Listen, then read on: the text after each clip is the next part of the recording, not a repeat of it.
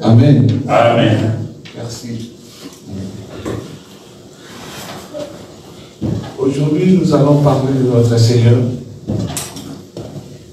Quand je suis entré, je bénis le Seigneur parce que je sais que le Seigneur va nous donner une bonne nourriture aujourd'hui. Amen. Amen. Ceux qui ont les dents, ils vont manger la chair. Ceux qui n'ont pas les dents, ils vont boire le lait ou le miel. Amen. Amen. Ça veut dire que ce sera la même parole de Dieu. Ceux qui ont beaucoup plus la grâce d'avoir la connaissance, ils vont le prendre dans la révélation, la prophétie. Et la doctrine aussi, c'est très important. Parce qu'on va s'asseoir parce que c'est ça qui donne la vie. Amen. Amen. Parce que la doctrine, c'est le lion. Donc le diable a peur seulement de la doctrine. Quand vous pratiquez la parole de Dieu, le diable a peur. Mais quand vous annoncez des choses de prophétie, de révélation, c'est beau, mais le diable n'a pas peur. C'est notre vie pratique que le diable a peur. C'est ça que le Seigneur a dit. Et vous, si vous aimez, pratiquez ma parole. Amen. Amen. Et j'ai compris dans l'Écriture, quand je lis la parole de Dieu, nous avons chanté, nous avons dit, nous sommes forts par le sang de Jésus. Ici, je définis le sang de Jésus comme étant pas le sang physique, parce que ce n'est pas le sang rouge, je définis comme la vie de notre Seigneur, comme c'est l'âme de notre Seigneur. Amen. Amen. Donc ça veut dire, pour être fort, il faut avoir l'âme et l'esprit de notre Seigneur Jésus. Amen. Amen. Je lève ma main droite, je dis, Seigneur, qu'il puisse nous bénir, que nous puissions avoir l'esprit de Jésus en réellement dans nos vies. Amen. Amen. Vous allez voir, pour que nous puissions avoir cet esprit, il faut que le Seigneur nous donne d'abord les yeux, après les oreilles, après nous devons s'attacher, après c'est louange. Donc le Seigneur se répète. Donc ça veut dire, pour être né de nouveau, pour avoir la nouvelle naissance, il faut que le Seigneur te donne d'abord les enfants, les 4 premiers fils de Jacob. D'abord, le Ribin. Si nous appelons Léa, il nous dira que le jour où Ribin est né, Léa a dit, il a dit quoi? Je vis le Seigneur. Donc ça veut dire c'est voir. Donc voir égale les yeux. Voir égale les yeux. Vous avez remarqué que quand Jésus dit à Nicodème, il a dit à Nicodème, pour voir le royaume des cieux, il faut naître de nouveau. Donc pour naître de nouveau, il faut que le Seigneur te donne les yeux. Et les yeux spirituels qui vont te permettre de voir les choses de Dieu, c'est le fils prémisse de Jacob qui s'appelle Amen. Amen. Après, Dieu va nous donner Siméon. Siméon, le jour où Léa avait couché son fils Siméon, il a dit, le Seigneur a entendu ma souffrance. Il faut que le Seigneur t'attende d'abord. Quand il t'attend, il te donne les oreilles pour écouter les oracles du Seigneur. Amen. Amen. Tout le monde ne voit pas Dieu, tout le monde n'entend pas Dieu. Il faut que Dieu te donne les oreilles. Si Dieu te donne les oreilles, vous aurez la capacité d'écouter Dieu. Ça, je parle de choses sur le plan spirituel. Amen. Amen. Et troisième, il faut qu'il y ait le troisième fils qui est Lévi. Lévi, c'est le service. Lévi, c'est s'attacher.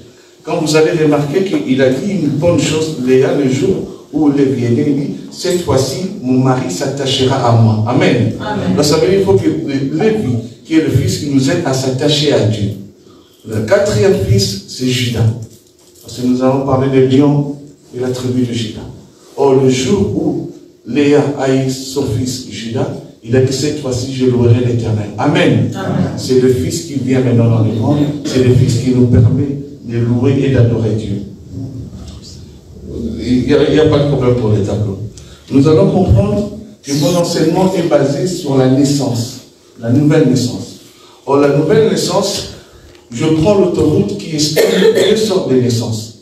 Il y a la naissance que nous appelons la naissance physique, et deuxième, c'est la naissance spirituelle. Or, la naissance physique, c'est la naissance qui est née à partir de Ève. Pourquoi nous disons Ève? Ève, c'est une femme physique, c'est ma maman qui a permis en fait que je puisse naître. Quand ma maman et mon père s'accouplent et je suis né, ça c'est une naissance physique. Donc c'est Ève qui m'a donné naissance. Mais quand je suis né dans l'iniquité. Amen. Amen. Je suis né dans l'iniquité, donc je suis né dans un monde où il y a le péché qui domine. Or, le péché qui domine dans ce monde, il y a Goliath qui est en train de diriger ce monde. Amen. Amen. Donc Goliath qui est dans le monde, quand je suis né, je prends l'identité de Goliath. Moi qui étais né fils de Ève. Ça veut dire un enfant de Dieu quand il est né, que ce soit un enfant de Dieu, que ce soit les autres enfants, quand nous naissons, nous prenons d'abord la nature de Goliath. Ça veut dire que c'est Goliath qui nous domine dans la vie. Amen. Parce que notre vie n'est pas encore une vie de sanctification. Nous sommes nés dans le péché, comme dit le frère David. Amen. Amen. Maintenant, qu'est-ce qui se passe? Quand je suis né avec la naissance d'Ève, la naissance naturelle, donc je suis poussière. Comme je suis poussière, je suis la nourriture du diable. Comprenez-moi très bien. Je suis la nourriture du diable, donc le diable le sert de moi, parce que c'est lui qui a l'autorité de ce monde. Parce que Dieu a dit, Jésus a dit que le monde est sous la domination de l'ennemi. Amen. Donc le monde où je suis né, j'ai trouvé Goliath, qui est le type du diable, le serpent, qui commande, qui dirige. Je peux donner un autre exemple, c'est comme si je suis né en Égypte. Donc en Égypte où je suis, il y a le pharaon qui est le maître, qui dirige. Donc nous sommes là seulement pour appliquer toutes les décisions de pharaon ou bien de Goliath. Amen. Maintenant, qu'est-ce que le Seigneur fait? Et dans ces mouvements-là, quand je suis poussière, vous allez remarquer que le mot philistin, ça veut dire c'est mouler, ou bien c'est rouler dans la poussière. Or, vous allez remarquer que celui qui roule dans la poussière, normalement c'est le diable. C'est pour cela que quand Goliath est en train de combattre les enfants d'Israël, la Bible appelle ces Philistins. S'il appelle Goliath ces Philistins, donc c'est un serpent qui marche sur la poussière qui nous domine, c'est lui qui nous donne la force, qui nous fait peur dans notre vie, dans toute situation dans notre vie, parce qu'il a l'autorité. Amen. Mais le problème, les enfants, nous, les enfants de Dieu, qui nous sommes devant la bataille, il y a un peuple aussi qui est peuple, on dit dans l'ombre, c'est le peuple d'Israël qui était face aux Philistins, qui était le peuple païen.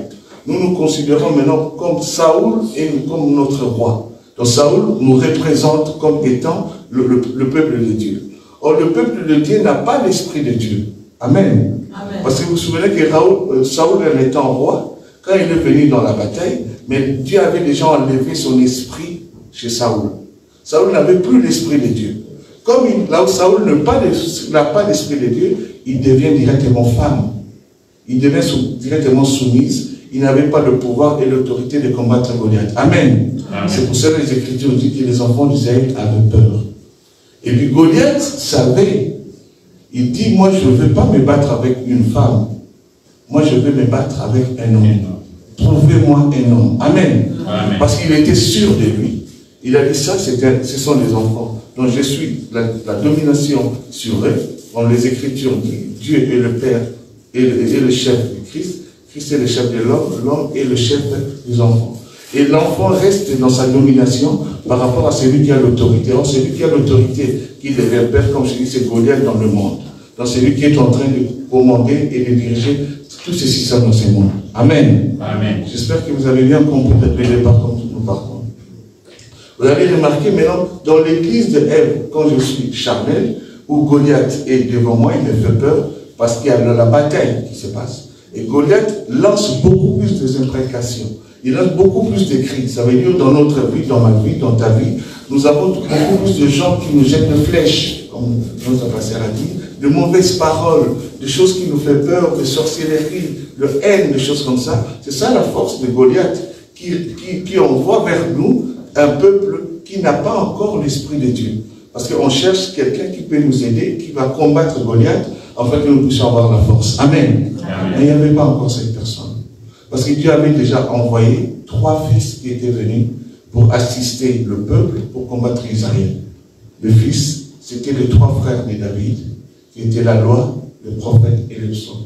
Donc ça veut dire, pendant la loi, le prophète et le psaume, il n'y avait pas la puissance qui devait combattre le diable. Ça veut dire que la mort régnait toujours. Il n'y avait pas la rédemption. Il n'y avait pas l'achat de nos péchés. Donc nous faisons toujours dans le ténèbre. Or, le feu qui est Goliath nous écrasait. Combien de fois notre vie était une vie ténébreuse? Nous avons vécu avec des choses, nous avons aimé le monde, nous avons joué sur toutes choses, catégories que Dieu déteste. La publicité, l'adultère, la masturbation, tout ça. C'était notre vie. Le vol, la haine, le dispute, c'était notre vie. Or ça, ce sont des éléments, le fruit de Goliath, que nous portions. Maintenant, comme nous n'avons pas l'Esprit de Dieu, il faut que l'Esprit de Dieu, qui est la force, vienne nous aider pour combattre Goliath. Amen. Amen. La chair ne peut pas combattre Goliath. moi physiquement, par ma parole vaine, je ne peux pas combattre Goliath. Dieu soit loué, Dieu a envoyé la 4e personne qui était le soleil. Amen. Amen. Goliath, quand David vient, le papa à moi David, vous allez remarquer que David est le 8e enfant dans la lignée de son père parmi ses enfants, mais il est le 4e que le père a envoyé. Nous avons dit, le 4e fils quand il vient, c'est Juda. Juda c'est le lion. Juda vient pour la délivrance et pour combattre, pour nous aider à être délivrés. Amen. Amen. Donc, David doit être seulement le véritable homme. Or, comprenez-vous que Goliath ne cherchait pas une femme parce qu'il sait que sans Christ, il va nous écraser. Il voulait un homme. Et dans son homme, dans sa pensée, il croyait vaincre, comme j'ai dit. Mais malheureusement, l'homme est venu le 4e jour. Amen. Amen. Nous allons appeler notre frère Pilate qui nous dit que le jour où on a présenté Jésus, il a dit voici l'homme. Quand Pilate dit voici l'homme, nous avons compris toutes et tous nous sommes les femmes. La seule autorité c'est l'homme, c'est Jésus-Christ. Amen. Amen. La seule autorité qui a la force, qui a le sang, qui est l'esprit, qui peut combattre Goliath, c'est notre Seigneur Jésus-Christ. Amen. Amen. Ça veut dire que ce n'est pas par la chair que nous combattons par l'esprit. Amen. C'est très, très, très important. Même dans nos prières, je mets les parenthèses, quand nous prions, quand nous chantons, dans notre vie pratique, la plus importante, c'est la méditation de la parole de Dieu. Quand nous avons la parole de Dieu, abondamment en nous, nous méditons la parole de Dieu. Et c'est ça l'esprit. C'est ça lorsqu'il nous donne la force de combattre le diable. Le diable n'a pas peur au nombre de prières, la façon dont nous prions, nous répétons toujours les choses. Vous avez remarqué que ce que je prie aujourd'hui, je vais encore prier demain, je vais encore prier le lendemain. Et Jésus nous parle de prière vaine. Nous allons observer dans notre culture, même dans notre communauté, la façon dont même nous prions, ça devient monotone. Ça devient toujours la même chose. Ça veut dire que je prie ce que je ne pense même pas. Je prie parce que je vois maman Nadine en train de prier. Fort moi aussi, je suis la prière. J'écoute la parole de Sœur Paola qui prie. Moi, je suis c'était à la parole. Mais moi, j'ai mes problèmes. Moi, que j'avais m'expérimenter. Prier, c'est parler. Ça va venir de ton cœur. Mais avant de prier, il faut savoir que Dieu écoute d'abord. Dieu sait ce que je lui demande. Mais nous avons l'impression quand nous prions, comme si Dieu ne connaît pas nos problèmes. Amen. D'abord, avant que j'ouvre ma bouche pour intercéder, pour prier, je dois d'abord savoir que Dieu connaît, Dieu sait mes difficultés, mes problèmes, il sait. Même tout ce que je vais dire, Dieu le sait. Mais je vais seulement prononcer sa parole qui est esprit, qui a la force, qui va m'aider à combattre Goliath. Amen. Amen. C'est différent. J'ai donné l'exemple la fois passée. Mon fils est malade. Quand je prie, je ne dirais pas non, que personne ne va toucher à mon fils. Et parce que dans mes parents, dans mes grands-parents, nous avons eu une puissance, des choses comme ça. Ou bien par ta parole simple, personne ne peut toucher mes enfants parce que moi j'ai pris. Ça n'a rien à voir.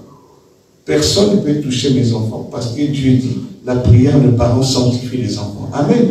C'est ça la parole de Dieu. Le diable a peur de cette puissance qui est dite dans les Écritures. Parce que l'Écriture a donné la vie. Parce que toi, tu as l'autorité. Et ce que tu déclares pour tes enfants, c'est ça qui s'avait arriver. Mais ce n'est pas tes propres pensées qui te peuple angoisse, peur qu'il va faire le diable au serpent. Parce que souvenez-vous, le diable, c'est un serpent. Or, Goliath, maintenant, on reprend sur l'histoire de Goliath. Goliath était sûr de lui. Comme le diable est arrogant, comme les sorciers de nos familles, ils parlent, les amis qui ont de la haine, les gens qui nous détestent, ils parlent de choses, ils sont tellement arrogants. Ils croient à eux, ils croient qu'ils ont la force, parce qu'ils voient leurs problèmes, leur puissance ténébreuse. Mais nous, quand nous avons réellement le Saint-Esprit, quand David est là, nous devons avoir la force et l'orgueil et la puissance de déclarer Jésus. Amen. Amen. David qui vient, c'est le Saint-Esprit qui vient dans ton esprit. Le Saint-Esprit vient dans ton esprit, il déclare que tu es un enfant de Dieu. Donc c'est David maintenant qui vient dans ta vie. Pour combattre qui? Pour combattre Goliath qui dirigeait ta vie. Amen. Amen. Quand Goliath va avoir l'esprit de David en toi, Goliath va fuir. Sa tête va tomber. Pourquoi? C'est l'homme maintenant qui est venu habiter dans ton cœur. L'homme maintenant qui habite dans son cœur, c'est lui qui combat maintenant Goliath. Amen. Amen. Ça veut dire que l'homme combat l'homme. Notre Seigneur Jésus, c'est un homme, il combat pour sa femme, nous, contre un homme qui est le diable, qui nous déteste. Amen. C'est ça la pensée que nous devons avoir. Ça veut dire, sans l'Esprit de Dieu, sans Christ, je ne peux pas m'hasarder à chasser les démons. Je ne peux pas m'hasarder à faire des gènes, des choses comme ça. Si je sais en moi-même, ma vie n'est pas conforme à la parole de Dieu. Malheureusement, dans l'église de Ève, il y a beaucoup désœuvrés qui ne sont pas encore repentis, qui n'ont pas encore Christ dans la vie, qui n'ont pas encore le sang de Jésus. Mais vous voulez voir remplir les ensembles et prier et chasser les démons. Ils font des jeûnes extraordinaires. Ils prient beaucoup, mais dans la vie pratique, il n'y a pas de fruit. On voit que comment quelqu'un qui prie beaucoup comme ça, mais son cœur est encore noir. Il a encore un cœur de pierre. Or, la Bible dit, le Saint-Esprit, quand il vient, il nous change le cœur de pierre en cœur de chair. Et quand le cœur est devenu un cœur de chair, le Saint-Esprit viendra habiter correctement. Et là, nous allons porter maintenant les fruits. Et maintenant, vous allez voir, l'enseignement même est donné dans l'église d'Ève. Il y a beaucoup de caractéristiques. Les gens croient, c'est parce que je donne l'argent que le Seigneur va me délivrer. Je suis encore au Congo. Il y a maintenant ce qui se passe, il y a des prophètes en Afrique qui vont dans les montagnes pour prier. Pourquoi ils vont aller prier là-bas? Ils prient pour leur propre intérêt, pour des gens qui sont en Europe, qui ont des cancers, des sida, des maladies incurables, des maladies chroniques. Et comme ils ont peur, ils demandent la prière. Au lieu de venir ensemble dans l'église avec les propres prophètes, ils demandent l'aide. Et ces prophètes-là qui sont au Congo ou bien partout, qui sont dans les montagnes, ils disent oui, moi je vais prier pour vous, mais il faut que tu puisses nous donner l'argent pour que nous puissions acheter des coca, des cafés, des thés pour une équipe d'intercession. Amen. Ça, c'est une église de Ève. Comment vous demandez l'argent pour qu'il y ait une intervention spirituelle? Vous avez reçu gratuitement, donnez aussi gratuitement. Vous avez remarqué ces églises sont comme ça. Ils sont aussi dans la pratique des choses. Ils croient que les choses qu'ils pratiquent, c'est ça qui donne la vie. De l'huile. Ils parlent de l'huile d'onction sans connaissance. Or, l'huile d'onction à 4 portions. Nous avons su. Mais ils prennent seulement l'huile d'olive qui achètent chez Aldi, tout ça. Ils prononcent, ils disent que l'huile, c'est l'huile. L'huile là peut faire la guérison, peut donner la vie. Or, la Bible dit non. Or, le Seigneur avait même interdit, c'est lui qui va encore fabriquer l'huile. Or, nous savons que la seule personne qui a fabriqué l'huile, qui nous a donné, c'est notre Seigneur Jésus-Christ. Amen. Amen. Parce que la sentence disait, si vous donnez l'huile aux étrangers, la personne qui donne sera tuée. Donc l'huile, c'est l'enseignement, c'est la parole, c'est la grâce que le Seigneur nous a donnée, nous, les nations. Et il est parti à la croix, parce que le Père a dit, c'est lui qui donnera l'huile aux étrangers, il sera fouetté. Donc notre Seigneur a pris notre place.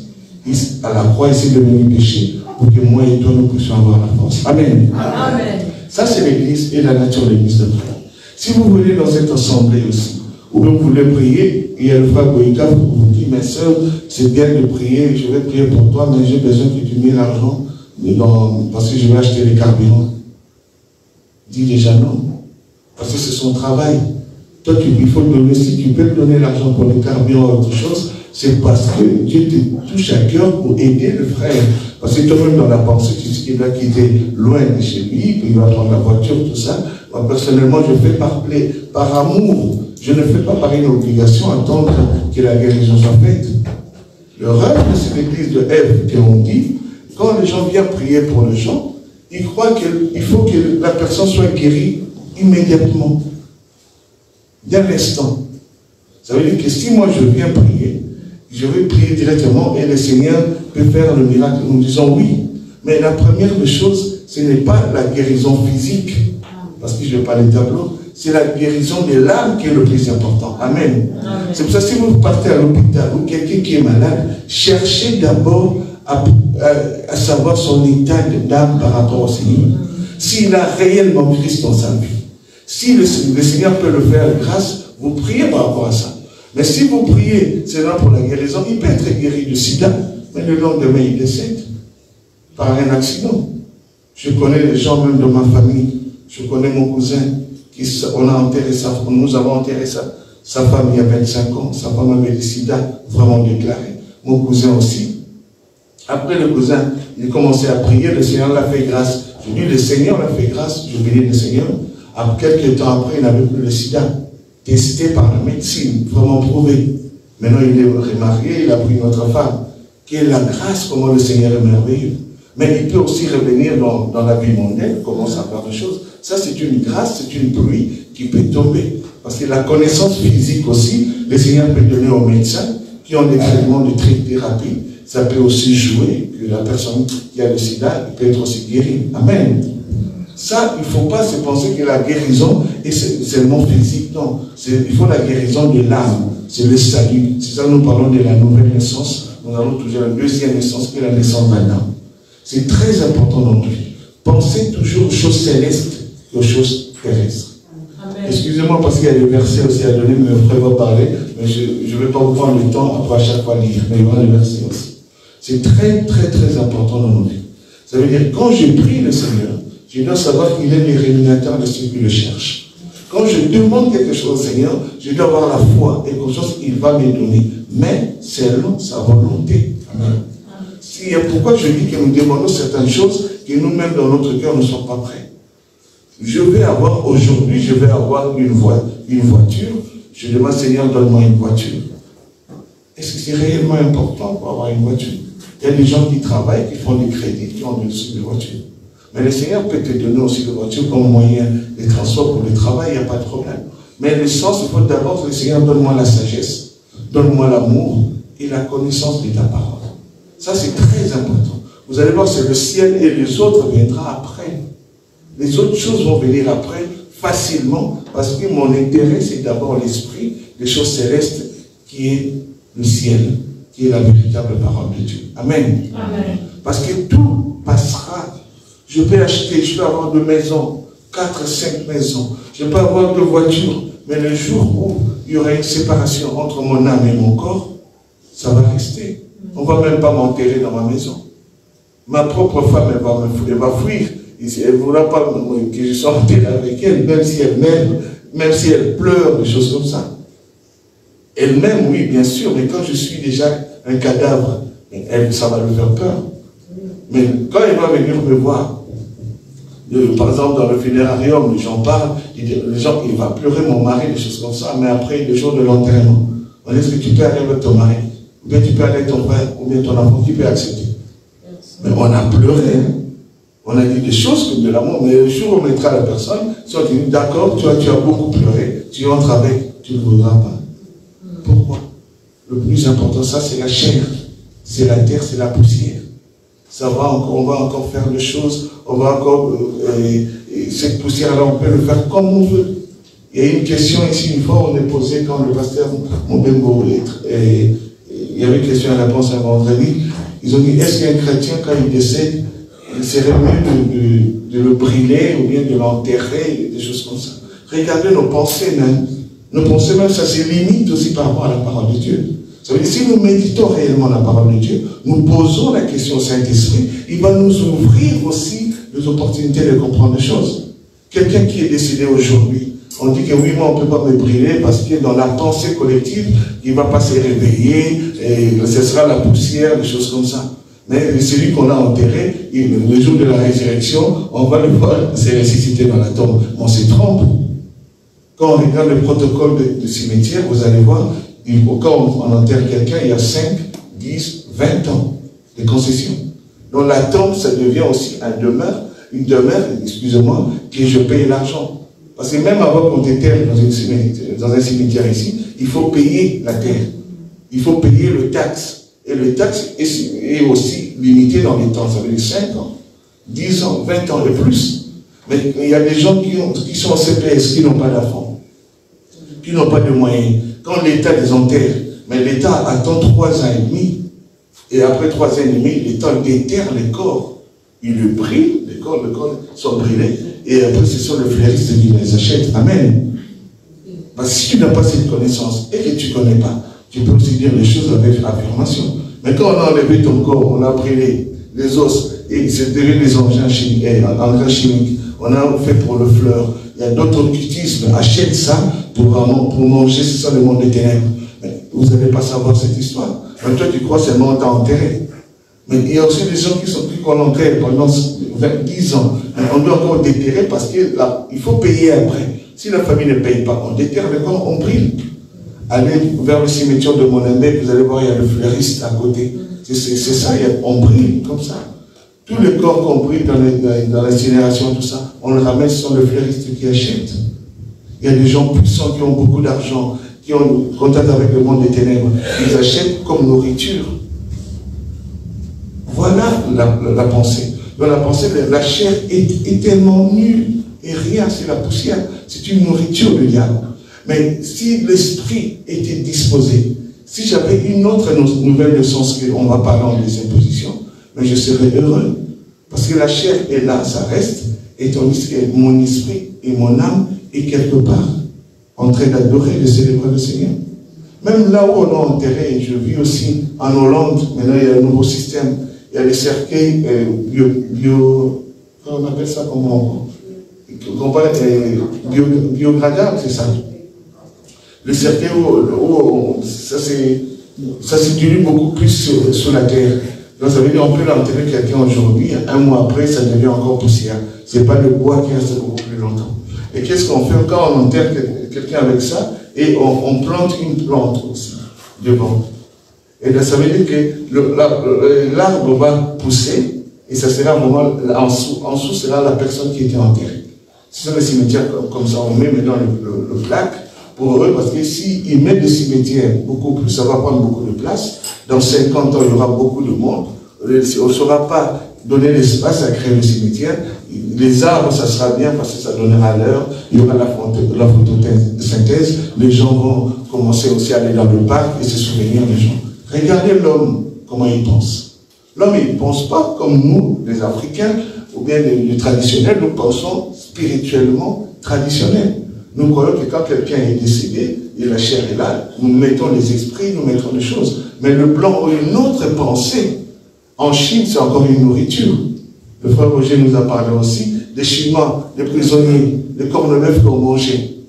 On a vu on a entendu les témoignages. C'était la viande mélangée avec les restes humains des gens, des prisonniers qui étaient condamnés à mort en Chine. On mélange, et puis ils s'en foutent. C'est le commerce. C'est une viande, ça. Ça n'a pas d'importance. C'est vrai, c'est un corps, quand le Seigneur a permis, c'est le vase d'honneur que le Seigneur, que son esprit est venu habiter. Mais quand l'esprit de Dieu part, ça reste, ça devient poussière. On oublie après on oublie.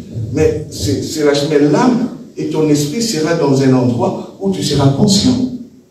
Quand nous dormons, nous ne bougeons pas, mais nous rêvons, nous sommes quelque part. Moi et toi aujourd'hui, quand nous dormons, nous observons, ou bien nous pensons, ou bien nous croyons avoir beaucoup d'argent, un travail, aller dans une fête, des choses comme ça, mais tu dors. Comment tu as mis les chaussures pour aller dans une fête? Toi qui dors comme ça avec ton pyjama, mais pendant que tu dors, tu rêves que tu es bien habillé avec le costume. Lui est venu ses habits. Ça, c'est l'âme, maintenant, on voit, au niveau spirituel, et qui répète aussi le mouvement que le Seigneur fait. Mais chez nous, nous allons pas parler de voyage astral, mais nous allons parler beaucoup plus de l'Esprit de Dieu qui est en train de mouver sur nous. C'est tout à fait normal. Parce que si je demande à Frère Boïka, entre 1h du matin et 1h30 du matin et 2h05, est-ce que tu te souviens encore? Il dira peut-être non, parce qu'il était dans le profond sommeil. Dans ce profond sommeil, on ne se tient même pas compte, il n'y a pas la conscience.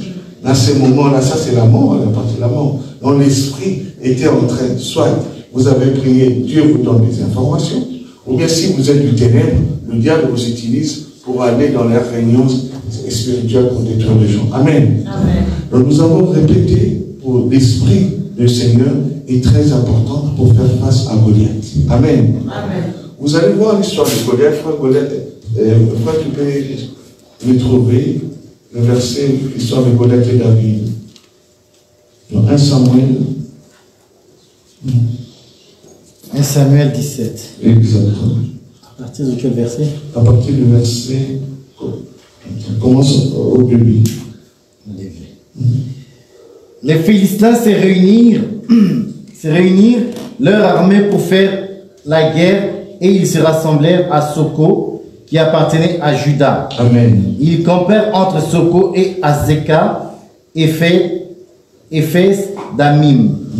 Saul et les hommes d'Israël se rassemblèrent aussi. Ils campèrent dans la vallée des Térébintes et ils se mirent en ordre de bataille contre les Philistins. Les Philistins étaient vers la montagne d'un côté et Israël était vers la montagne de l'autre côté. La vallée les séparait. Un homme sortit alors du camp des Philistins et s'avança entre les deux armées. Il se nommait Goliath. Il était de Gad et il avait une taille de 6 coudées et un épan. Sur sa tête était un casque d'airain et il portait une cuirasse à écailles du poids de 5000 cycles d'airain. Il avait aux jambes une armure d'airain et un javelot d'airain entre les épaules. Le bois de sa lance était comme une en souple de tisserand. Et la lance pesait 600 cycles de fer. Celui qui portait son bouclier marchait devant lui. Le Philistin s'arrêta et s'adressa aux troupes d'Israël, rangées en bataille. Il leur cria: pourquoi sortez-vous pour vous ranger en bataille? Ne suis-je pas le Philistin? Et n'êtes-vous pas des esclaves de Saul? Choisissez un homme qui descend contre moi. S'il peut me battre et qu'il me tue, nous vous serons assujettis. Mais si je l'emporte sur lui et je le tue, vous nous serez assujettis et vous nous servirez. Le Philistin dit encore: je jette en ce jour un défi à l'armée d'Israël. Donnez-moi un homme et nous nous battrons ensemble. Saul et tout Israël entendirent ces paroles du Philistin et ils furent effrayés et saisis d'une grande crainte. Wow. Amen. Amen. C'est ça l'histoire que j'ai commencé à parler de Goliath. Vous avez vu comment Goliath faisait peur aux enfants d'Israël. Comment il était arrogant. Parce qu'il était sûr de lui. Et il s'est trompé, Goliath. Il s'est trompé. Pourquoi je dis Goliath s'est trompé?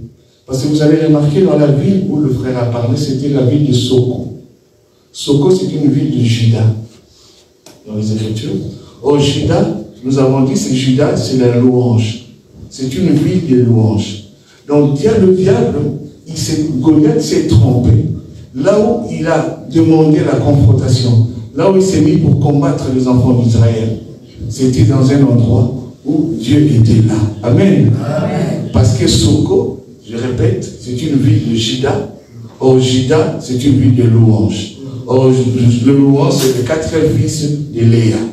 Or, comprenez-vous bien, Juda, c'est un lion. Donc, ça veut dire que Goliath est allé se battre dans un champ ou dans un territoire où les lions a les droits, avait le pouvoir. Amen. Amen. Est-ce que vous avez déjà vu un lion, quelqu'un battre un lion dans son territoire? Jamais. C'est ça l'erreur que Goliath a fait. Si Goliath était dans la vallée, comme nous avons dit, il allait vaincre les enfants d'Israël. Comprenez-vous? C'est l'enseignement que j'avais fait la fois passée. Quand on parle de la montagne, on parle de l'esprit, c'est le haut de la montagne. On parle du milieu de la montagne, c'est l'âme. Et on parle en bas de la montagne, la plaine, nous parlons c'est le corps, c'est la chair. Maintenant, ils étaient dans la vallée, c'est vrai, en bas de la montagne. Or, cette montagne-là, la vallée, le Seigneur est tellement bon, parce que c'était dans un endroit, au début, à partir du vallée jusqu'en haut de la montagne, c'était une vie de louange. Ça veut dire que c'est le Seigneur qui était là. Et les gens adoraient le Seigneur, c'est le territoire de Lyon. Donc, c'est l'erreur de Goliath. Ça veut dire quoi? Ça veut dire que le Satan, quand il te combat maintenant, toi qui as le sang de Jésus en toi, toi qui as l'esprit de Jésus en toi, il ne peut pas te battre. Amen. Est-ce que vous avez compris? Amen. Donc, parce que j'ai l'esprit en Dieu en moi, je suis dans mon territoire de louange, en train de louer le Seigneur, je suis face à Goliath, quelles que soient les arrogances de Goliath, il ne va pas me battre, parce que Dieu a déjà coupé sa tête. Donc si je n'ai pas l'esprit de Christ en moi, là je suis comme un enfant, j'aurais peur face à Goliath. Vous avez compris en termes. Tu peux lire 1 Samuel 17, 33, pour être un peu plus précis. 33.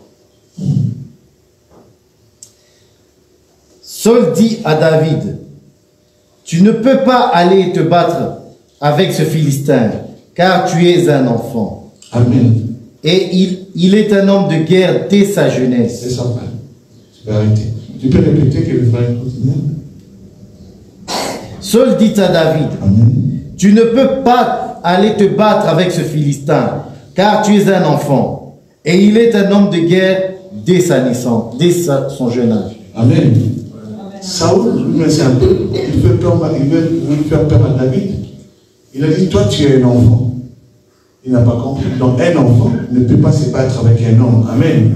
Ça veut dire que celui qui n'a pas l'esprit de Dieu, il est encore un enfant. Et puis vous allez remarquer au début, quand vous allez lire au début, Goliath a traité David d'un enfant. Il dit, toi tu es un enfant. Parce qu'il était sûr de lui. Mais il ne savait pas que dans cet enfant, c'est le corps, c'est la faiblesse. Il y avait un homme qui était dedans. Amen. Amen. Il y avait le lion de la tribu de Juda qui était dedans. Amen. Amen. Ne pensez pas parce que vous êtes faible par rapport à la chair que le diable va vous taper, va vous détruire. Ce n'est pas possible. Amen. Amen. Dieu est avec nous parce qu'il a dit qu'il sera avec nous jusqu'à la fin du temps. Amen. Amen. C'est ça l'erreur de Goliath. Goliath est allé combattre dans un territoire où le lion était le chef. C'était le territoire de David. Il est tombé. Curieusement, quand on lui jette une pierre ici au niveau du front, normalement, frère Boïka, il va tomber par derrière, non? Normalement.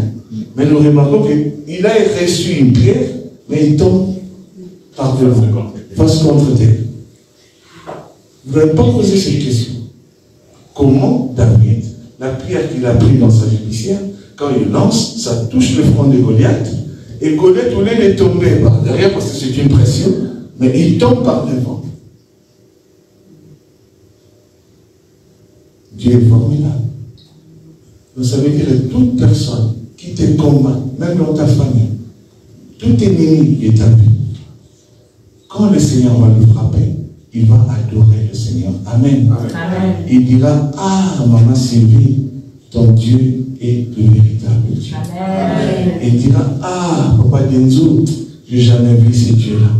Les sorciers de nos familles, ils vont dire la même chose. Ils disent, ah, cet enfant-là, il a réellement un Dieu. Amen. Amen. Pourquoi? Parce qu'ils vont se prosterner, c'est bon.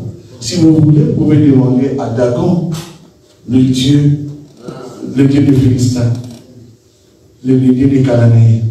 On a vu ce qu'il a fait. Quand on a mis l'arche dans l'endroit où il y avait le Dieu de Dagon, il était quoi? Il s'est génué. Pourquoi? Parce qu'il y avait la force et la puissance du Seigneur. Sachez que quand je prie le Seigneur, quand je suis dans ma maison, je dois avoir l'assurance que l'homme fort est avec moi. Tout ce qui est du ténèbre doit fléchir au nom de Jésus. Amen. Je n'ai pas le temps de demander beaucoup plus mon énergie pour combattre le diable parce qu'il a été vaincu à la croix. Amen. Amen. Je ne vous demande pas de ne pas prier, de ne pas beaucoup prier, mais en priant, il faut avoir en tête qu'il a été déjà vaincu. Amen. Amen. Tu n'es pas en train de combattre quelqu'un qui a la force, non. Quelqu'un, la tête a été déjà coupée parce qu'il adore ton Dieu. Parce que Jésus lui a dit le jour de la tentation, tu adoreras ton Dieu. C'est Dieu qui l'a créé. Donc il est tombé. Donc ça veut dire que toute personne qui te fait du mal, qui nous fait du mal, même dans la spiritualité, quand il rentre, il dit, ah, en tout cas c'est une sœur, je ne peux pas su le combattre parce qu'il est avec Dieu. Il faut qu'on cherche d'autres puissances, on vient encore le combattre. Là je parle au niveau de l'âme et de l'esprit. Mais au niveau du corps, comme c'est les temples, comme c'est l'arche, nous sentons le fouettement, nous sentons des douleurs, nous sentons des choses, nous disons, Seigneur, tu nous as abandonnés. Mais le Seigneur ne nous abandonne pas.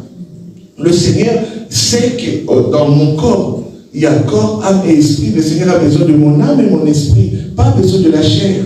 La chair, c'est une viande, ça va tomber. Ça va souffrir parce que la pluie tombe. Toujours, j'ai des difficultés. Les choses de la vie, c'est charnel. Mais quand ça va rester au niveau de la terre, c'est que le plus important, c'est mon âme et mon esprit qui restent intacts. Pourquoi je suis et nous sommes ensemble dans le lieu céleste avec Christ. Amen. Amen. Nous sommes ici charnellement, nous sommes ici, nous marchons. Mais ton esprit et ton âme est à la hauteur. Le diable ne peut pas les toucher. C'est pour ça que les Écritures disent, un enfant de Dieu, le diable ne les touche pas. Ce n'est pas toucher dans le sens que nous prenons des envoûtements, des choses pour avoir des enfants, pour avoir le travail, pour avoir ça, ce sont des difficultés charnelles que le diable nous pousse. Mais malheureusement, il ne peut pas toucher notre âme. Parce qu'en réalité, l'homme, c'est un esprit qui a un corps qui habite dans une âme. Enfin, un esprit qui a une âme qui habite dans un corps. Le plus important, c'est toi qui es à l'intérieur.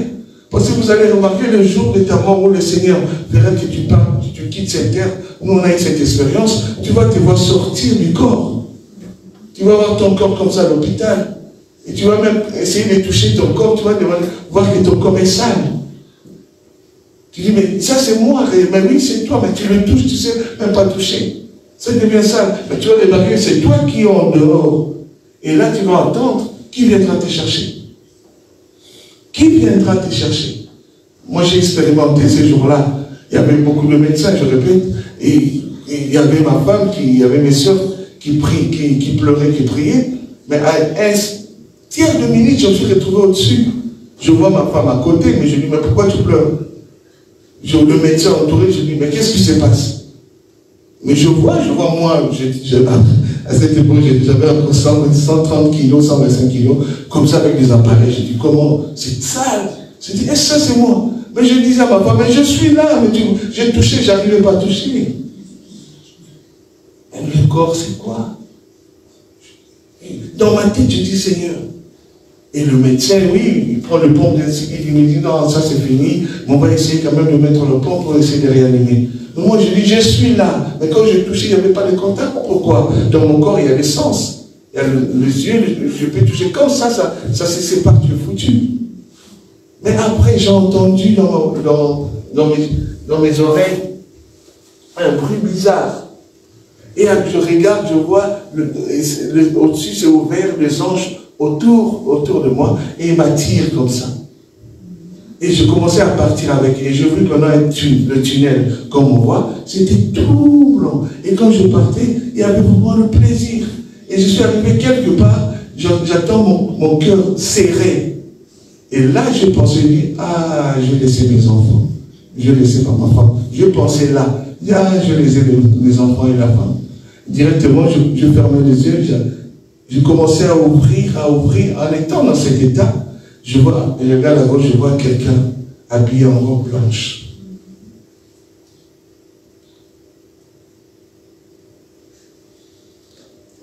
J'ai beaucoup d'émotions quand je parle, que nous blaguons avec les choses de Dieu. Dieu existe. Je le vois, il tend la main comme ça, je commençais à sortir, jusqu'à ce que je suis allé à côté. J'ai vu beaucoup de choses. Beaucoup de choses. Mais je ne savais pas à l'hôpital, ça ne m'importait pas. Je suis allé beaucoup. Et donc pendant ce temps, j'étais dans le soin intensif, avec des appareils. Je vois comment le Seigneur fait. Je suis parti avec le Seigneur. Je vis, même quand nous parlons même dans cet évangile, des choses spirituelles, c'est réel, ça existe. Je vis comment le Seigneur est puissant. On m'a envoyé beaucoup de places avec les anges qui étaient à côté de moi pour prêcher. J'étais là. Je vis un grand musicien du Congo. Et c'était dans un village où il n'y avait que de femmes. Le Seigneur m'a dit, va, allez prêcher ce monsieur. Et j'étais avec quelqu'un, quand je vois, il y a beaucoup de choses, je l'ai vu. En voyant ce musicien, j'ai vu 3 cercueils devant. On me disait le nom de la personne, et lui était là devant. Et quand je commençais à parler, non, j'ai mis l'épée, il était par terre. Mais en revenant, je prends les parenthèses, mes soeurs qui sont venues de Paris, quand elles sont venues me voir, ils commençaient à me dire, oui, tu sais, on va revenir, on va partir vite parce qu'il y a telle personne qui est décédée. J'ai dit, quelle personne? Oh, mais j'avais entendu sa voix. Oh, c'était vraiment le meilleur copain de ces musiciens-là. J'ai dit, waouh! Après, on a vu beaucoup de choses de ces jours de mort. Ça existe. Le lieu où les âmes, ça existe. Le lieu de félicité, ça existe. Ce n'est pas des histoires écrites, c'est réel. J'étais dans le bonheur de ma femme me disait après, elle pleurait tout le temps. Seigneur, mon mari, moi je ne savais même pas. J'étais dans la félicité. On est entré dans une salle où on devait nous donner les enseignements. Une belle salle, des grands placements. Moi, je n'ai jamais vu les choses comme ça. Et l'ange qui nous prêchait, et j'attends, on attend dans la salle, boum, boum, boum, boum. On toque. Quand la porte, tout le monde est silencieux, la porte s'ouvre, les deux anges entrent, il dit l'ange qui nous enseignait, on est venu chercher cette tenue, ils m'ont montré les doigts comme ça. L'ange a dit non, le Seigneur dit qu'il doit rester. L'enseignement que j'ai entendu là-bas, c'est l'enseignement que nous écoutons, l'interprétation des Écritures. Amen. Amen. C'est nous sommes dans le vrai. Nous ne sommes pas dans les Écritures, dans la peau. Nous sommes dans l'interprétation de la parole. Donc ça veut dire que nous sommes dans le temps du Christ, comme dit le frère. Nous ne sommes pas dans le temps du Père. Le Père, c'est le précepte. C'est la lecture que nous lisons physique des Écritures. C'est pour ça que l'Église elles sont spécialistes à ça. Ils parlent de Dieu, des choses comme ça, mais ils n'ont pas l'interprétation des choses qu'ils parlent. Nous avons la grâce. Nous avons la grâce de comprendre par le Saint-Esprit, de savoir ce qui s'est passé dans l'ombre et dans la réalité. Nous avons eu des enseignements, comme dit que nous sommes le bois mort. Aucun chrétien peut être un bois mort, parce que nous sommes l'arbre qui est à côté de l'eau. Nous avons toujours de l'eau qui est la parole de Dieu, Amen. Et qui nous donne toujours la force, que nous marchons. Amen. Amen. Je dois confesser ça. Il y a beaucoup la parole de Dieu est tellement mise sur le point charnel. Tout ça, c'est l'enseignement de Goliath. Tout ça, c'est l'arrogance de Goliath. Et Goliath le sait parce qu'il a une mission. Ce n'est pas par sa propre volonté. C'est le Seigneur, à partir de Ève, il y a de générations. Vous avez vu que quand Ève a mis le monde, le Seigneur, dans les Écritures, dans Genèse 5, je crois 3, tu peux lire. Genèse chapitre 5, verset 3. Adam, âgé de 130 ans, engendra un fils à sa ressemblance, selon son image, et lui donna le nom de Seth. Les jours d'Adam après la naissance de Seth furent de 800 ans, et il engendra des fils et des filles. Amen. Amen. On avait dit après la mort de Seth, les Écritures n'ont pas, Adam avait aussi d'autres enfants. Donc ça veut dire que les enfants qu'ils ont eus, nous comprenons par la révélation, Caïn et Abel, et puis Seth est venu. Nous avons dit, et puis nous disons toujours, Caïn représente Israël qui est terrestre, et Abel et par Seth représente Israël céleste. C'est nous. Amen. Mais tandis que les autres enfants, la Bible, le Seigneur ne les compte pas, vous allez remarquer. Le Seigneur ne parle pas de ses enfants. Donc nous avons compris qu'il y a le bleu et les ivraies. La descendance de Dieu, c'est le bleu. Le sang des enfants de Dieu, c'est Caïn et Abel. Ou Seth qui remplace. Là, je ne vais pas être dans la révélation. Mais tandis qu'il y avait d'autres enfants que le Seigneur ne tient pas compte. Donc ça veut dire que dans le monde où nous marchons, où nous vivons, il y a ceux qui sont les enfants de Dieu. Nous sommes tous.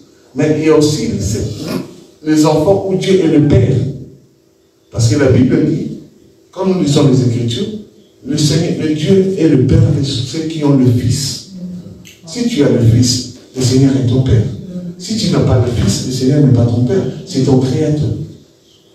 Donc ça veut dire, si nous tombons dans le sens des temps de la grâce, et que nous sommes Église, que le Seigneur nous a fait grâce, que le lion, le sang de Jésus habite dans notre esprit, nous devons avoir la force de déclarer que nous sommes forts par l'Esprit, qui est notre Seigneur Jésus-Christ. Amen. Amen. Il faut toujours répéter ça. Que ce soit dans les temps de difficulté, dans les temps d'angoisse, dans le problème qui vient de difficulté extraordinaire, pensons toujours au demain, le ciel. Parce que cela existe, pas aujourd'hui. Parce que le diable peut m'attaquer, parce que la chair, ça va rester, comme je dis.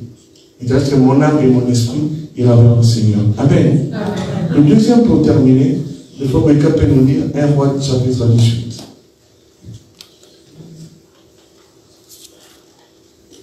Je début. 1 Roi 18. Bien des jours s'écoulèrent et la parole de l'Éternel fut ainsi adressée à Élie dans la 3e année. Va, présente-toi devant Akab, et je ferai tomber de la pluie sur la face du sol. Et Élie alla pour se présenter devant Akab. La famine était grande à Samarie.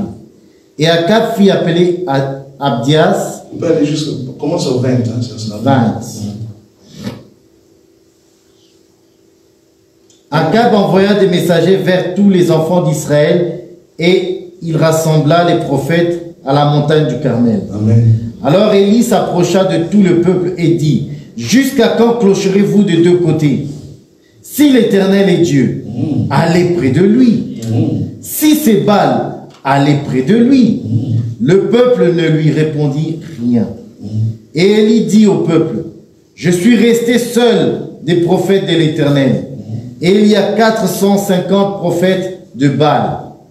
Que l'on nous donne 2 taureaux, qu'ils choisissent pour eux l'un des taureaux, qu'ils le coupent par morceaux et qu'ils le placent sur le bois, sans y mettre le feu. Et moi, je présenterai l'autre taureau et je le placerai sur le bois, sans y mettre le feu. Puis invoquez le nom de votre Dieu, et moi j'invoquerai le nom de l'Éternel. Le Dieu qui répondra par le feu, c'est celui-là qui sera Dieu. » Et tout le peuple répondit en disant, « C'est bien. » Élie dit au prophète de Baal, « Choisissez pour vous l'un des taureaux, préparez-le le premier, car vous êtes le plus nombreux, et invoquez le nom de votre Dieu, mais ne mettez pas le feu. » Et ils prirent le taureau qu'on leur donna, et le préparèrent. Ils invoquèrent le nom de Baal depuis le matin jusqu'à midi, en disant, « Baal, réponds-nous !» Mais il n'eut ni voix, ni réponse. Et ils sautaient devant l'autel qu'ils avaient fait. À midi, Élie se moqua d'eux et dit, « Criez à haute voix, puisqu'il est Dieu. » Il pense à quelque chose, ou il est occupé, ou il est en voyage. Peut-être qu'il dort, et il se réveillera. Et ils crièrent à haute voix, et ils firent selon leur coutume des incisions avec des épées et avec des lances, jusqu'à ce que le sang coulât sur eux. Lorsque midi fut passé, ils prophétisèrent jusqu'au moment de la présentation de l'offrande. Mais il n'eut ni voix, ni réponse, ni signe d'attention. Amen. Amen. Vous avez compris? Pourquoi je prie l'histoire d'Élie, pour conclure? Vous allez remarquer que c'est toujours la même chose. Ici, Élie a lu les Écritures pour combattre contre le prophète de Baal. Le prophète de Baal, c'est une association de faux prophètes et démons, dont Goliath, dans sa parent, qui est le chef, non le diable. Vous allez remarquer, le frère Boïkar, pour expliquer, allez un peu aux Écritures, Juge 1, Juge 1, verset 1 à 3. Juge, chapitre 1. Nous allons savoir où David et où Élie. Après la mort de Josué, les enfants d'Israël consultèrent l'Éternel en disant, qui de nous montera le premier contre les Cananéens pour les attaquer? L'Éternel répondit, Juda montera. Voici, j'ai livré le pays entre ses mains. Et Juda dit à Siméon son frère, monte avec moi dans le pays qui m'est échu par le sort, et nous combattrons les Cananéens. J'irai aussi avec toi dans celui qui t'est tombé en partage. Et Siméon alla avec lui. Amen. Va maintenant le même chapitre 19. Verset 19. L'Éternel fut avec Juda, et Juda se rendit maître de la montagne, mais il ne put chasser les habitants de la plaine parce qu'ils avaient des chars de fer. Amen. Amen. Élie était face aussi au prophète de Baal. Vous allez remarquer, comme je dis, il faut un homme fort Vous allez remarquer dans les Écritures, quand on parle ici, Dieu est tellement merveilleux, il se répète, mais dans une autre manière. Vous allez voir qu'Élie, ce n'est pas exprès qu'il est allé vers la montagne pour combattre. Nous avons répété que quand vous allez dans les églises de Ève, et ils changent complètement l'interprétation de cette écriture.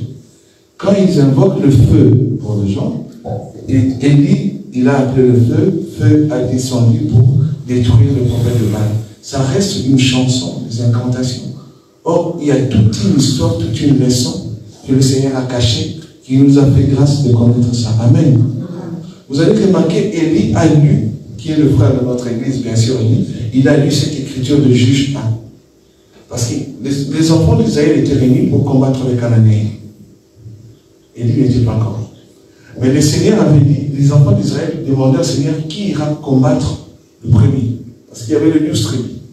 Mais nous avons compris, le Seigneur a dit, la personne, le tribu qui allait aller combattre, le Seigneur a parlé de Juda. Amen.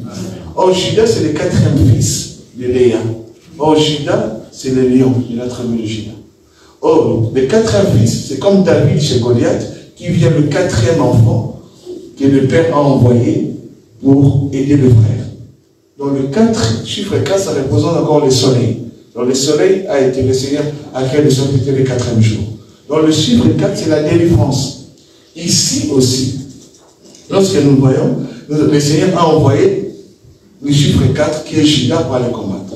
Mais au verset 19, après avoir combattu, les Écritures nous parlent que Juda et Siméon, bien qu'il a pris Siméon, nous cachons un peu l'interprétation que Siméon, dans la révélation, représente l'Église. Ça veut dire que le Seigneur a pris Gideon et Siméon, qui est l'Église, il a mis en lui.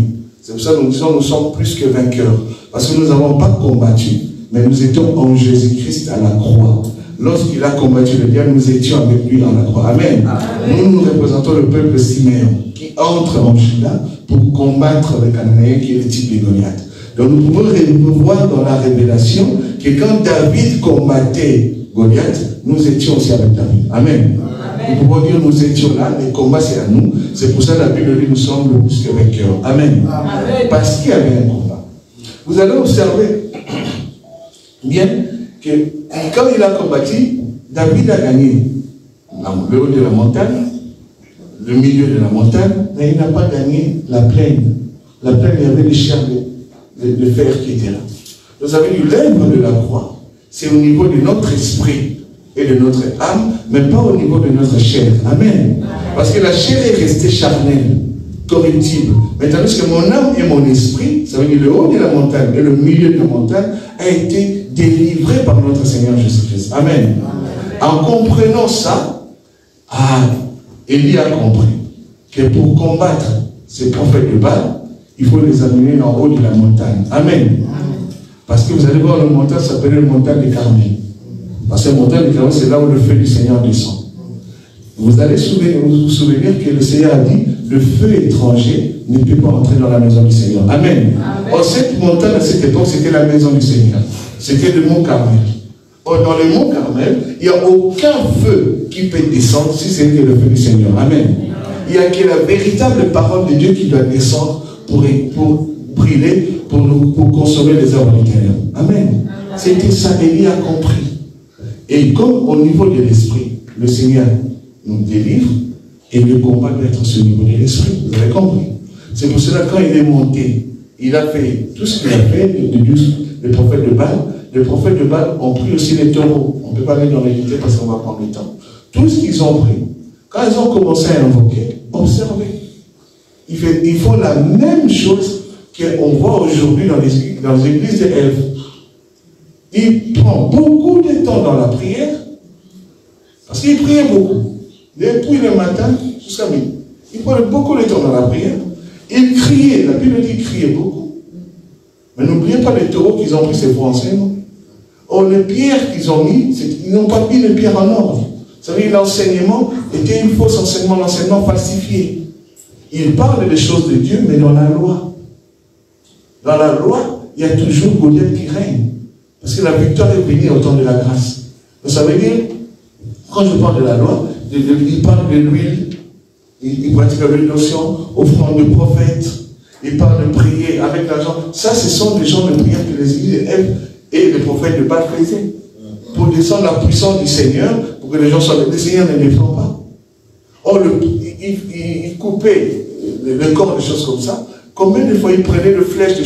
Vous avez vu à la télévision de prières de gens qui tapent le diable comme ça physiquement, c'est ça.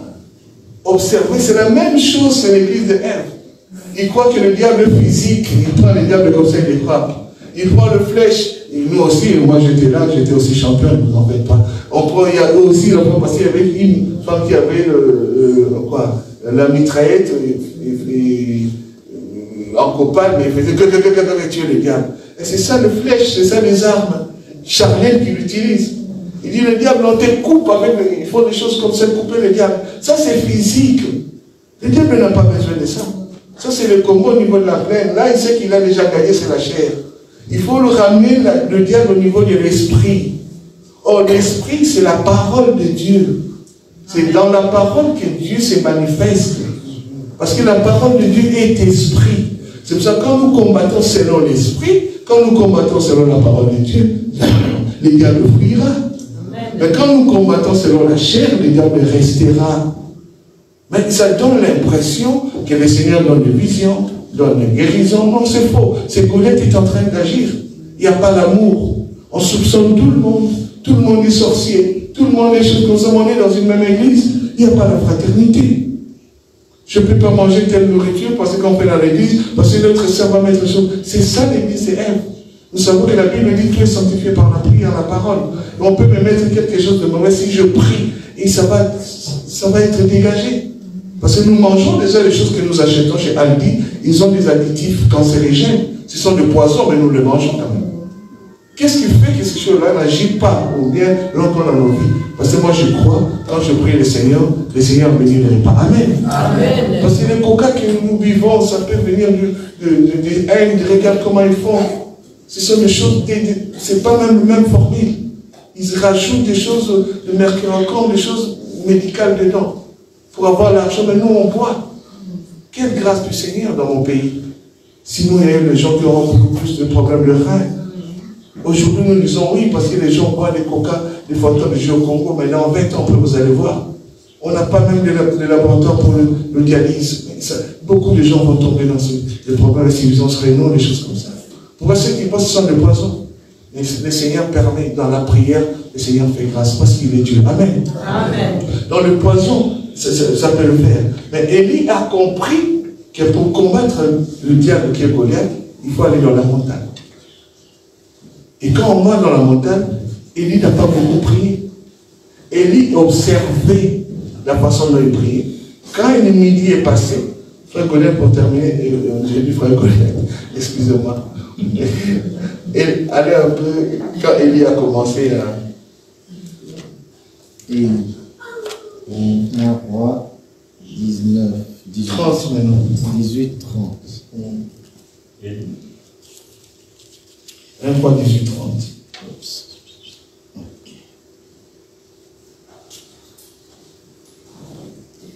Élie dit alors à tout le peuple, approchez-vous de moi. Tout le peuple s'approcha de lui. Et Élie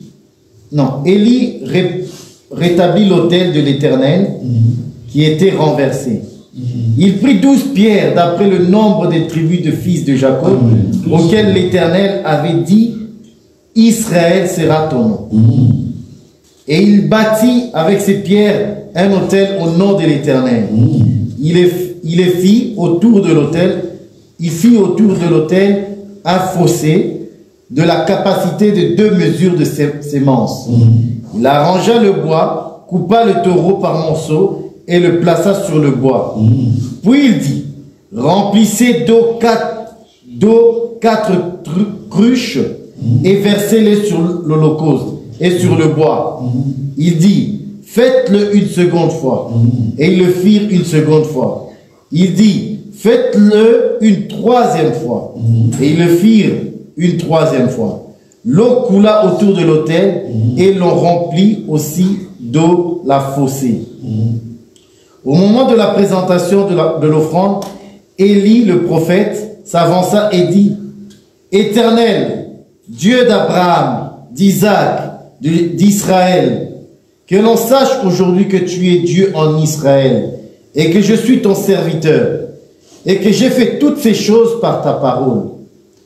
Réponds-moi, Éternel, réponds-moi, afin que ce peuple connaisse que c'est toi, Éternel, qui est Dieu, et c'est toi qui ramènes le cœur. Et le feu de l'Éternel tomba, et il consuma l'holocauste, le bois, les pierres et la terre. Il absorba l'eau qui était dans la fossée.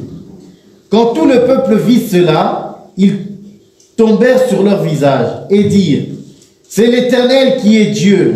C'est l'Éternel qui est Dieu. Amen. Saisissez les prophètes de Baal, leur dit Élie. Qu'aucun d'eux n'échappe. Et ils les saisirent. Élie les fit descendre au torrent de Kizon, où il les égorgea. Amen. Amen. En tout cas, bravo à Jésus. Vous pouvez m'en taper les mains pour votre président.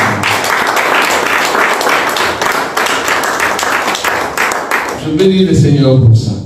Vous avez vu la prière d'Élie. Élie avait observé et il avait beaucoup plus de temps. Et toutes les manifestations qu'ils ont fait, mais Élie, la première chose qu'il est venu, il a commencé à arranger les 12 pierres. Les 12 pierres, c'est l'enseignement. C'est les 12 prophètes, les 12 fils de Jacob. Il a pris encore, je vais aller plus vite, il prend encore la dimension du trou où il faut jeter de l'eau à l'intérieur. C'était les deux mesures. C'est aussi la parole. Ça veut dire la parole de prophète et la parole de la grâce. Ça veut dire que la loi et la grâce. Ça veut dire l'interprétation et les préceptes. Il a pris encore les 4 vases. Il a dit qu'on puisse remplir de l'eau à l'intérieur, qu'on déverse 3 fois à l'intérieur. Vous allez voir le chiffre 3 fois 4, ça fait 12. Vous allez remarquer que maintenant l'autel était bâti que par la parole de Dieu. Les 12, ça veut dire la parole. L'eau qui était versée dans un vase, 4 vases, 3 fois, c'est aussi 12, c'est la parole. La dimension du trou, c'est 2 mesures. Donc c'est la loi et le prophète, comme on dit. Donc l'autel était mélangiste. Ça veut dire que la parole de Dieu était respectée. Quand la parole de Dieu est respectée, le feu fait quoi? Amen. Amen. Donc ce n'est pas par rapport à après il a prononcé la prière. Or la prière qu'il a prononcée, ça répète toujours les 12 pierres et les jours. Ça veut dire que c'était la parole de Dieu et il a seulement élevé le nom du Seigneur. Amen. Élevons seulement le nom du Seigneur quand nous avons des difficultés. Amen. Amen. Quand nous avons des épreuves, le vent qui arrive dans notre vie, la première des choses, ne regardez pas le vent, regardez l'auteur et la puissance du Seigneur. Bénis le Seigneur, élève le Seigneur, parce que c'est lui que le maître des temps et des circonstances. Parce que l'événement des situations que je suis en train de vivre, l'auteur c'est lui-même Dieu. Amen. Amen. Parce qu'il faut savoir, Job souffrait. Si le Seigneur allait venir vers Job pour lui dire c'était moi, Job il allait toucher le Seigneur, pourquoi tu as fait? Mais le Seigneur était derrière pour accomplir sa mission. Il est très important, à chaque situation de la vie, il ne faut toujours pas regarder Goliath. Bien que Goliath c'est qu'un instrument, derrière il y a ton Dieu qui est tout puissant, qui envoie. Amen. Amen. Je m'étonne pour terminer. Job qui était malade, qui a perdu les enfants. Quand le Seigneur vient voir Job, le Seigneur commençait à lui parler du nom des animaux. Amen. Papa Boïka est malade, on vient le voir, nous commençons à parler. Papa Boïka, tu vois les crocodiles. Papa Boïka, tu vois les serpents. Papa Boïka, comment? Mais oui, mais Seigneur, frère, j'ai besoin que vous priez pour moi.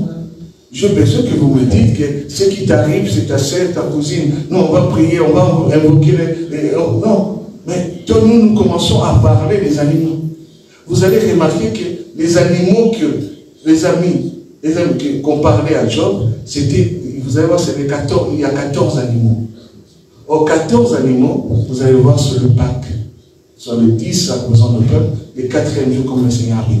Vous allez remarquer le jour où Job a compris, le Seigneur lui a dit de prier pour les autres. Et il a reçu la délivrance. Il a dit, mon Seigneur, c'est le vrai devenir, c'est le rédempteur. Pourquoi le Seigneur a parlé des animaux? Le Seigneur commençait à expliquer Job que je suis le créateur de toutes choses. C'est moi qui fais tout. C'est moi qui connais tout. Donc moi, si le Seigneur, c'est moi qui ai envoyé le diable. C'est comme nous on dit, on va chez le prophète, il dit, maman Sylvie, si tu tombes malade, c'est ton oncle qui fait ça, c'est ta tante. C'est pas important. C'est pas important de citer, bien qu'on puisse savoir. Mais le plus important, de présenter Christ dans la vie. Quand quelqu'un reçoit Jésus qui est l'homme fort, qui est le sang, on parle de Marie et il sera délivré. Amen. Amen. Vous pouvez chanter la chanson, je suis fort, fort, oui, Christ est vainqueur par le sang.